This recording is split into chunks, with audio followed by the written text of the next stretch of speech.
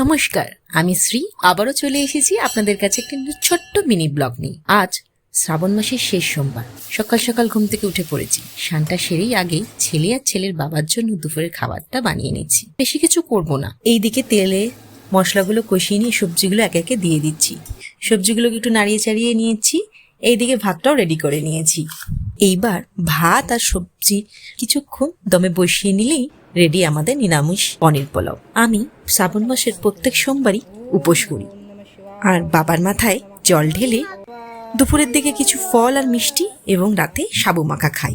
যাই হোক, এইবার ঘরের শিব ঠাকুরের মাথায় জল ঢেলে পুজো দিয়ে চলে এসেছি মন্দিরে। আমাদের এই মন্দিরটা আমাদের একদম বাড়ির কাছেই, বেশি দূর হাঁটতে হয় না। বাবার মাথায় দুধ গঙ্গা জল সব অর্পণ করে নিজের মনস্কামনা বাবাকে জানালাম। শুনেছি আর দেখেওছি শ্রাবণ মাসে বাবার কাছে কিছু চাইলে বাবা তার ভক্তদের খালি হাতে ফেরান না। যাকে আজকের ব্লগটা এখানেই শেষ করলাম।